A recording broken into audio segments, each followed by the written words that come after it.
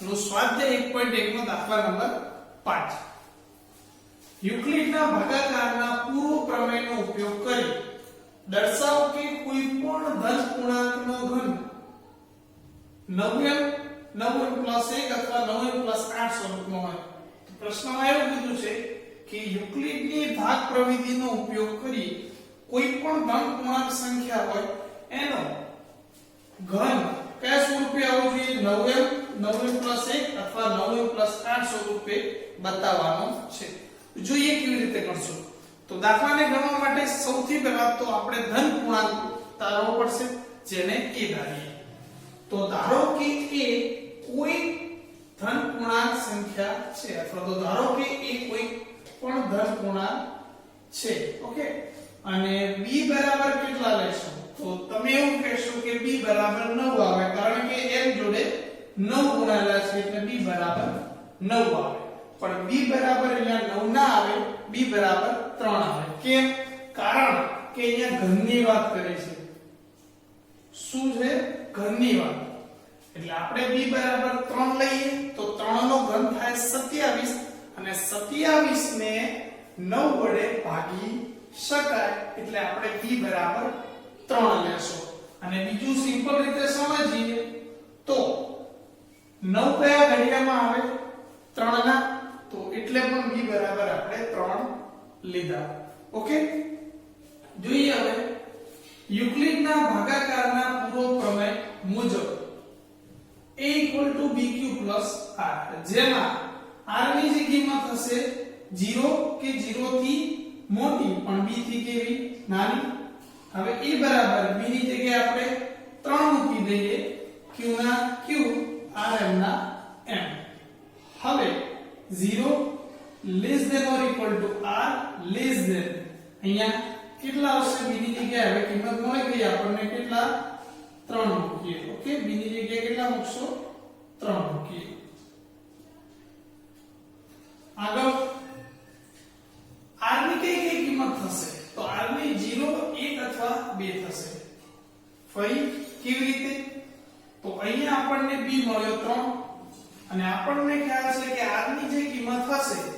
એ કાં તો 0 કે 0 થી મોટી હશે અને b મતલબ કે b કેટલો 3 અને b એટલે કે 3 થી નાની હશે તો 3 થી નાની એટલે 2 સુધી તો 0 આવે 1 આવે અથવા 2 આવે હવે જો તમે અહીંયા 9 લીધો હોત તો r ની વેલ્યુ કઈ આવે 0 1 2 3 4 5 6 7 અને 8 તો એ 8 એ 8 કિંમતો મૂકીને દાખલો ગણવો પડો જે બહુ મોટો થઈ ગયો ઓકે એટલે આપણે 3 લીધા ઓકે આગળ હવે આ બધી જ કિંમત મતલબ કે 0 1 અને 2 ને આપણે યુક્લિડની ભાગ પ્રવિધિના સૂત્રની અંદર મૂકી દઈએ તો a બરાબર bq + r માં r બરાબર 0 1 અને 2 ક્રમશઃ મૂકતા તો સૌથી પહેલા 0 મૂકી તો a બરાબર b ની જગ્યાએ 3 મૂકીએ આપણને b 3 મળે q ના q r ની જગ્યાએ 0 મૂકીએ તો 3q + 0 એટલે a બરાબર 3q તો આને આપણું પરિણામ નંબર 1 હવે a બરાબર b ની જગ્યાએ 3 q ના q અને r ની જગ્યાએ મૂકીશું 1 તો આ આવ્યું આપણું પરિણામ નંબર 2 હવે a બરાબર b ની જગ્યાએ 3 q ના q r ની જગ્યાએ કેટલા મૂકીશું હવે 2 તો આને આપણું પરિણામ નંબર 3 હવે આ ત્રણેય પરિણામ લઈ અને એનો ઘન કરીએ અને જોઈએ કે આ સ્વરૂપે આવે છે કે નહીં ઓકે ચેક કરીએ આપણે તો સૌથી પહેલા પહેલું પરિણામ લઈએ તો a બરાબર 3q a બરાબર 3q બંને બાજુ ઘન કરીએ તો a નો ઘન બરાબર 3q નો ઘન તો a નો ઘન બરાબર 3 નો ઘન 27 થાય અને q નો ઘન m ના m ઓકે તો a નો ઘન બરાબર અહીંયા આપણને 27 q નો ઘન મળ્યો જ્યારે આપણે લાવવાના કેટલા 9m કેટલા લાવવાના 9m તો આમાંથી 9 કોમન નીકળે તો આપણે 27 q ના ઘનમાંથી 9 કોમન નીકાળીએ તો અંદર કેટલા વધે 9 તરી 27 અને q નો ઘન ક્લિયર હવે a નો ઘન બરાબર આપણે 9m લાવવાના કેટલા 9m તો 9 તો આપણી જોડે છે તો એ તો એમના એમ લખી દો અને 9 સિવાય બાકીનું જે વધે એને m ધારી લેવાનું તો આ જે છે એને આપણે m ધારી લઈએ ઓકે એની જગ્યાએ લખ્યું આપણે m તો અહીંયા ઉલ્લેખ કરવો પડે કે 3q નો ઘન 3q નો ઘન બરાબર શું ધાર્યું m ક્લિયર આપણે 9m લાવવાનું હતું તો 9 આપણી જોડે હતા મૂકી દીધા આની જગ્યાએ આપણે m ધાર્યું અહીંયા લખ્યું 3q નો ઘન બરાબર m તો આની જગ્યાએ લખ્યું m તો એનું કીધું એ મળી ગયું ઓકે આગળ આપણે જોઈએ પરિણામ 2 લઈ તો લખીએ હવે a બરાબર 3q 1 a બરાબર 3q 1 તો બંને બાજુ ઘન કરીએ તો a નો ઘન બરાબર 3q 1 નો કૌંસ બાર ઘન a નો ઘન બરાબર 3q 1 નો કૌંસ બાર ઘન મતલબ કે a b નો કૌંસ બાર ઘન એ વિસ્તરણથી આપણે આ કરીએ તો પહેલા પદનો ઘન મતલબ કે 3q નો ઘન વત્તા બીજા પદનો ઘન મતલબ કે 1 નો ઘન વત્તા 3 ગુણ્યા પહેલું પદ બીજું પદ ગુણ્યા પહેલું પદ વત્તા બીજું પદ ઓકે જોઈએ તો 3q નો ઘન વત્તા બીજા પદ 1 નો ઘન વત્તા 3 ગુણ્યા પહેલું પદ બીજું પદ ગુણ્યા પહેલું પદ વત્તા બીજું પદ સોલ્વ કરીએ તો 3 નો ઘન 27 3q નો ઘન એટલે 27q નો ઘન 1 નો ઘન 1 વત્તા ન વત્તા 3 તરી 9 9 એકા 9q આ કૌંસ એમના એમ રાખ્યા હવે a નો ઘન બરાબર 27q નો ઘન પ્લસ 1 ના 1 પ્લસ ના પર પ્લસ 9 તરી 27 અને q ગુણ્યા q એટલે q નો વર્ગ પ્લસ ના પ્લસ 9q ગુણ્યા 1 એટલે 9q હવે a નો ઘન બરાબર 27q નો ઘન વત્તા 27q નો વર્ગ વત્તા 9q વત્તા 1 ને પાછળ લીધા ઓકે તો 9 કોમન નીકળે તો 9 તરી 27q નો ઘન આવશે 9 તરી 27q નો વર્ગ આવશે અને 9 ગુણ્યા q એટલે 9q આવશે એક એમના એમ મૂકીશું હવે આપણે 9m 1 સ્વરૂપ જોઈએ છે તો આપણી જોડે 9 છે તો બાકી જે વધ્યું એને આપણે એમ માની લઈએ મતલબ કે 9 એમના એમ મૂકી દઈએ અને આખું જે આપણું કૌંસ વાળું છે એને આપણે માની લઈએ m તો એની જગ્યાએ આપણે m લખી દીધો પ્લસ 1 m ના m તો અહીંયા લખવું પડે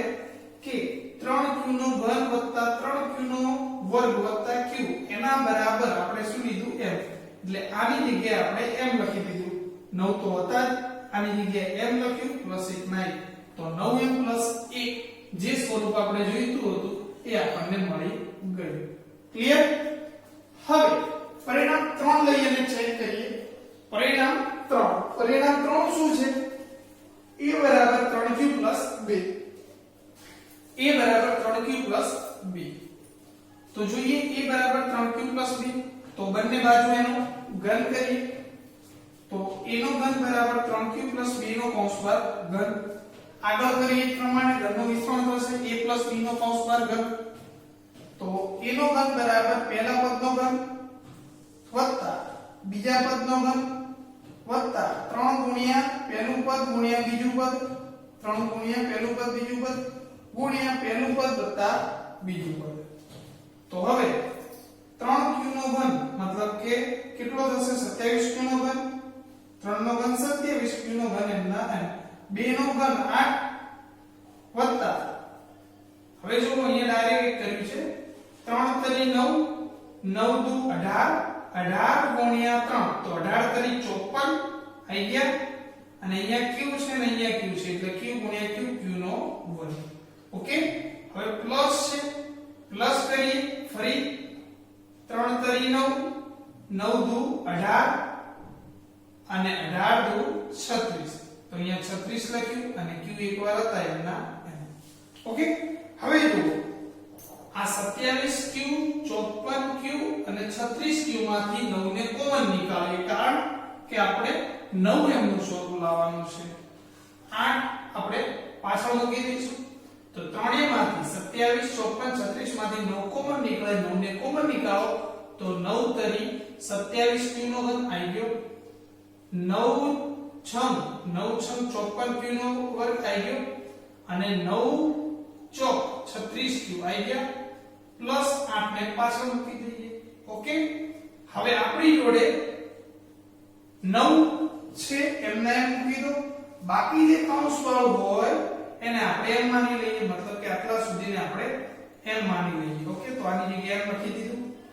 પ્લસ 8 હતા તો આપણને જે જોઈતું હતું સ્વરૂપ મળી ગયું 9m + 8.